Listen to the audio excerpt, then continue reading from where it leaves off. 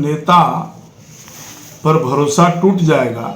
महाराष्ट्र में क्या हुआ कि महाराष्ट्र में जो है शिवसेना के जो नेता थे उनका जो है भरोसा लोगों को टूट गया और सभी एमएलए छोड़ दिया।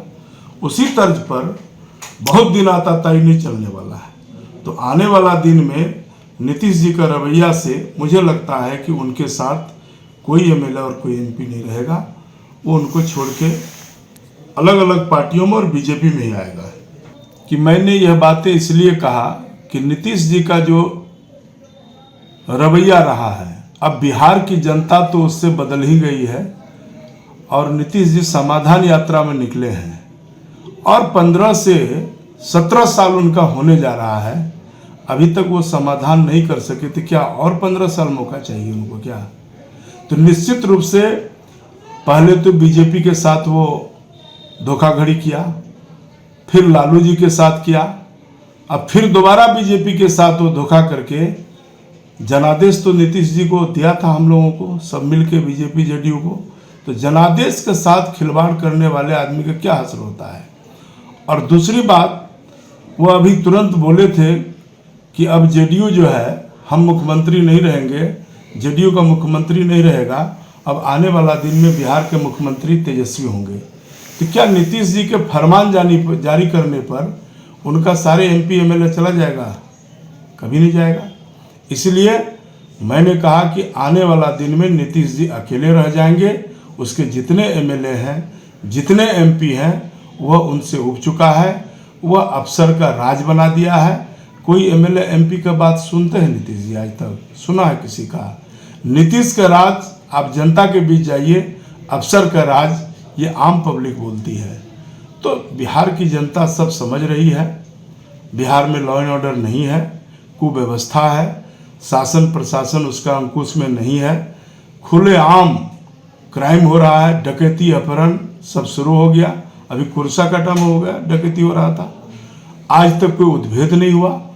तो आने वाला दिन में नीतीश जी का फरमान पे मुझे नहीं लगता है कि कोई एमपी एमएलए उनके कहने पे तेजस्वी को मुख्यमंत्री मानेगा और आने वाला दिन में उसका जेडीयू समाप्त हो जाएगा।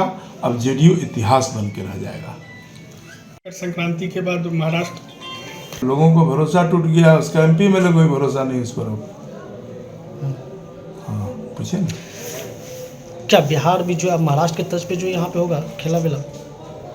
देखिए, मैं इस प्रसंग में इसलिए बोला कि बिहार में नीतीश कुमार जी का जो रवैया रहा है वह बिहार की जनता से छुपी हुई बात नहीं है। लालू जी को भी वो ठगा, पहले बीजेपी को ठगा, फिर लालू के साथ धोखाबाजी किया। तो एक प्रकार से एक मैसेज है बिहार की जनता को कि अब नीतीश जी जो है यह इसका जो है चाल चलन चरित्र से सब वाकिफ हो गया है। इसलिए नीतीश जी का पैर तले जमीन खिसक गई है, अब जमीन रही है इसके पैर तले, उनको पता है। अब नीतीश जी को किसने बनाया? बिहार की जनता। लालू जी का जंगल राज था तब बनाया, तो आज नीतीश जी फिर उन्हीं के साथ हैं। और अब इतनी बड़ी पार्टी उनकी थी जेडीयू, क्या जेडीयू में कोई नेता नहीं था उनका? और उन्होंने जो है अब वो ऐलान कर दिया है बजाबते कि अगला मुख्यमंत्री तेजस्वी यादव होगा। तो बिहार की जनता को अगर वह कह देगा कि आप तेजस्वी को सीएम बना दो और वो अपना पार्टी को उसमें समर्पण कर दिया है, तो क्या ये होने वाली बात है? तो निश्चित रूप से नीतीश जी का बयान से और नीतीश जी का जो चाल चलन चरित्र रहा है, अब बिहार की जनता भी भाग गई है।